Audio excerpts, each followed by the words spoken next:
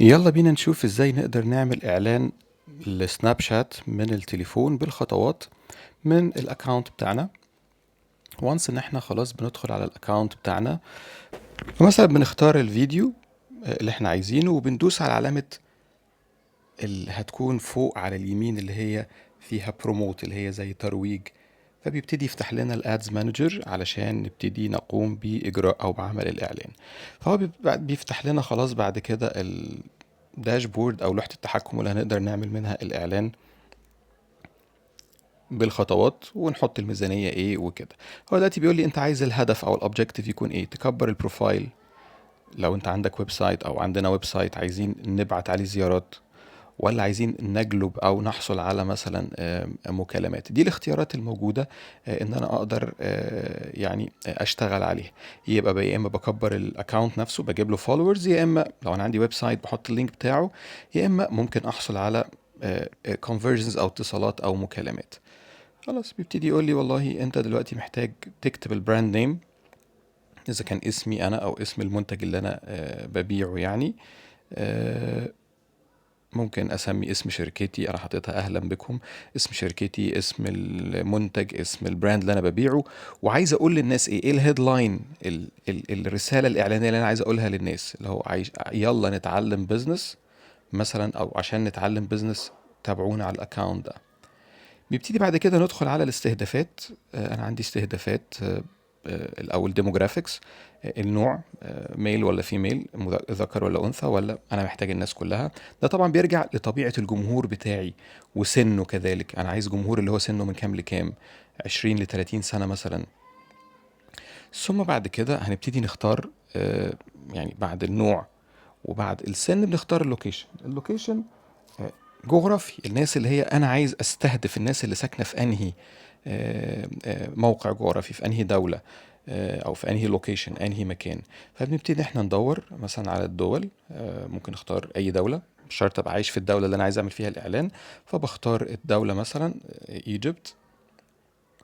وبعد كده يبتدي يقول لي ايه المده وايه المصروف او الفلوس اللي هتدفع. انستجرام ما بيبتدي بأقل حاجة يومية، يعني يكون عندنا مبلغ $5 في اليوم. ودايما احنا بنقول احنا نبتدي بكام يوم، ما نقلش دايما في اعلاناتنا عن يعني فكرة اليوم واليومين. دي مش حاجة لطيفة. 5 ايام 7 ايام ده بيكون مدة كويسة جدا ان احنا نعمل بيها الاعلان، بلاش نقل عن كده. وزي ما قلنا المدة بتكون طالما 7 ايام احنا اخترناها 7 ايام، يبقى نحط في $5 اللي هو اقل مبلغ. يبقى كده $35 هم اللي هيتصرفوا في الإعلان كمدة للحملة كلها. ودايما بنأكد ان احنا اخترنا اللايف تايم بادجت، ما نختارش الديلي بادجت.